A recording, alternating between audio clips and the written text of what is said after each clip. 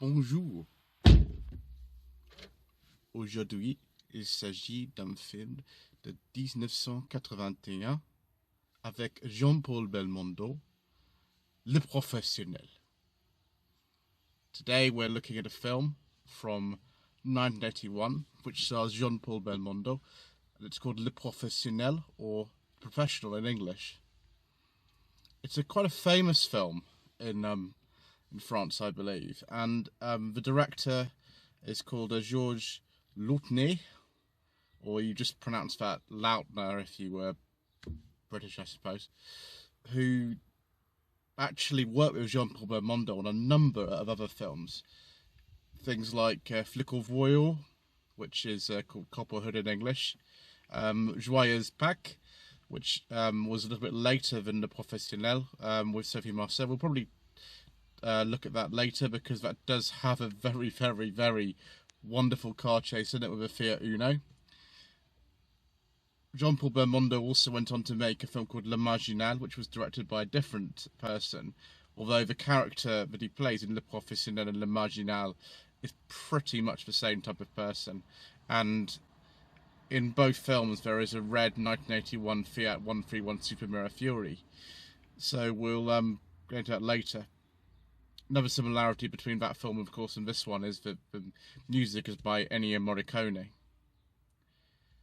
Le Professionnel, or The Professional, it's not nothing to do with the film, by the way, with Jean Renault from 1994, which is Leon the Professional, is about a government agent who's called Josselin Beaumont, very, very creatively named, because it's almost the same name as Jean-Paul Belmondo anyway, who is sent to an African nation to assassinate President Njala. It's a French-speaking African nation, and there were lots of those around. Obviously, even now there's loads of them around. But before he gets to the country and is able to carry out his mission, the political situation between France and the African country changes. And rather than being able to carry out his assassination attempt on the president, he's actually arrested and tried, and then sent to a labour camp. He escapes from a labour camp with a local man, and they are able to sort of ward off some of the people who are chasing them.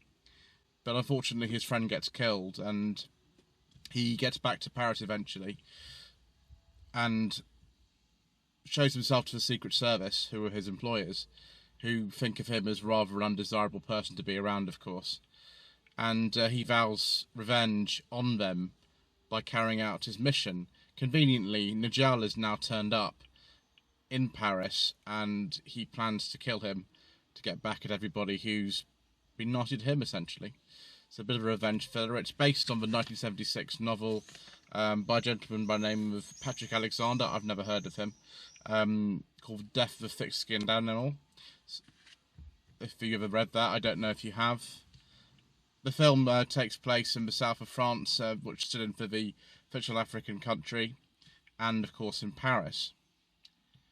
It's quite well known because the car chase in it was, I think, choreographed by Remy Julien, who did all kinds of things. I mean, the car chase in View to a Kill with the Renault 11 was choreographed by Remy Julien and his team.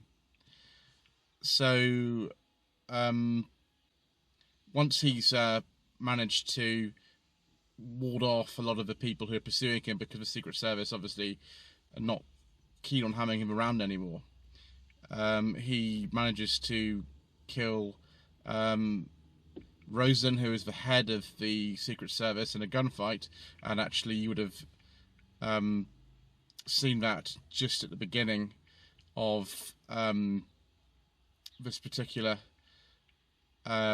episode, because you see him fire his gun actually in the title sequence, and the video's demonetized for that reason. YouTube don't really like that kind of thing, so I've demonetized the video for that purpose.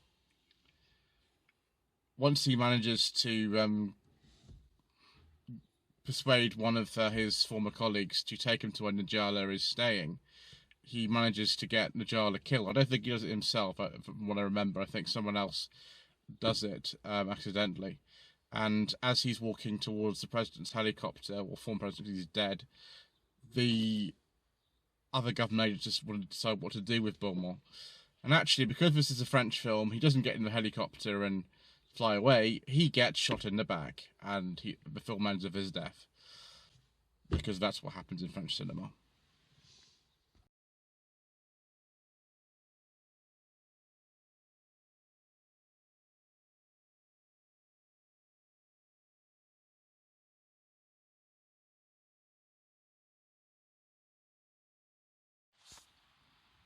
Apart from being one of the films that Jean-Paul Belmondo made with Georges Laudney, Le Professionnel is known for having quite an epic car chase in it. It lasts for about 4 minutes, and it takes place on the streets of Paris. You can see the Eiffel Tower in the background of several shots.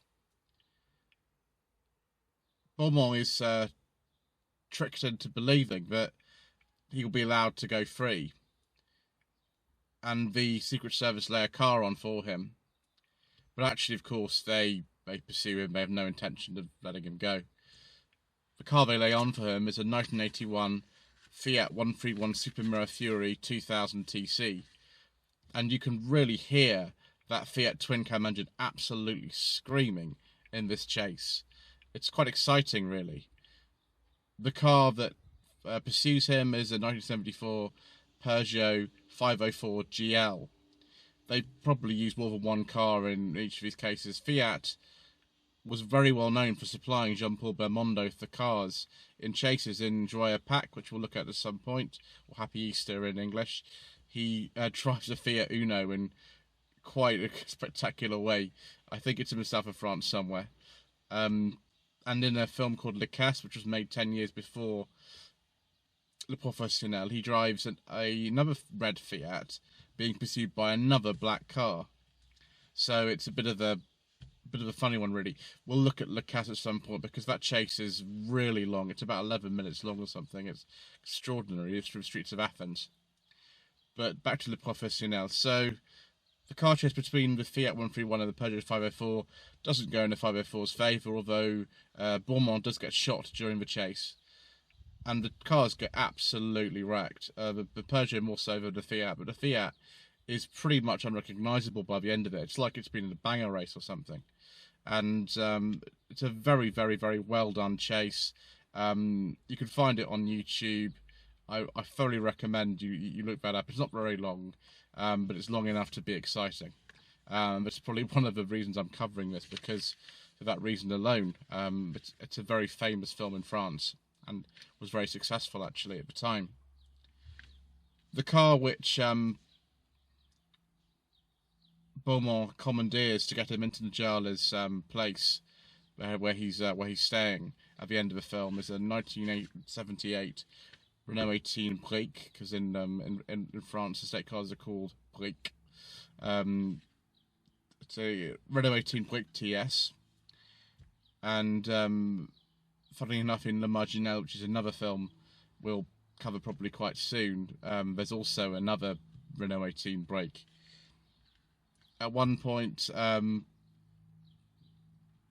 Beaumont goes to visit another person, and he waves some money in front of his face. And I just wanted to actually take that photograph because just to see that Jean-Paul Belmondo always seems to wear the same leather jacket in whatever he's doing. Always a leather jacket and a blue shirt. That's just the way that it goes. Very iconic image of French cinema to see him wearing those clothes. And that car is actually not a Cortina estate, although it looks just like one. It's a 1980 Ford Taunus Tournier, the Germans would have called it. Although it looks just like a Cortina because they were the same. It's a Cortina 80 shape. In the fictional African country where Beaumont is being pursued, there's also a Jeep which pursues him.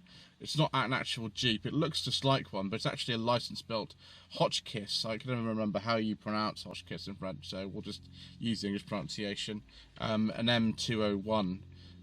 And these cars are actually in a lot more films than you think. Whenever you see a French film from probably the 50s all the way through to the 80s and maybe even later. If you see a Jeep, it's probably one of these Hotchkiss M201s.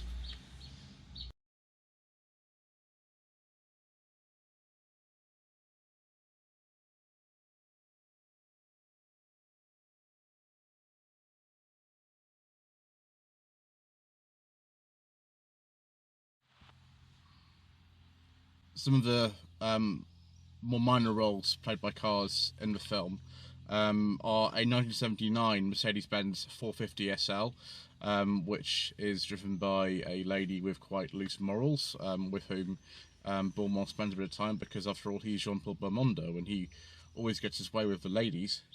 There's a very nice 1973 Peugeot J7 fourgon used by the police. What struck me about that, I'd forgotten about this, the J7s actually have the same sort of ribbed metal structure on the side as something like the Citroen H vans, and of course they were contemporary. They were sold at the same time, although the H vans are a lot older in terms of design. One of 3 Renault 20s used in the film is driven by Rosen himself. It's a 1976 Renault 20 GTL. You don't see it very much, but you just see it from the top, which is a nice arty shot. There is a red 1979 Renault 20 TS 2 litres, or 2 litres, used by RTL, because once the identity of Josselin Beaumont is discovered in Paris, all the major news networks want to see what's going on when he's surrounded by the police, and so RTL turn up in a Renault 20. Then another network turns up in a Renault 18, which is an orange one. It's just a standard saloon one.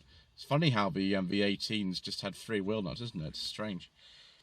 Last car we'll talk about, there's not actually that many cars to talk about in the Professionnel, unless we're talking about the chase, really, is a 1981 Renault 20 TS, again 2 litres. This is a different type of Renault 20 because it's got different wheels on it from about 1981. They actually put different wheels on it, and there are a few other differences. Obviously, if being a film set in France in 1981, there's a lot of Renaults in it, and this one's no exception.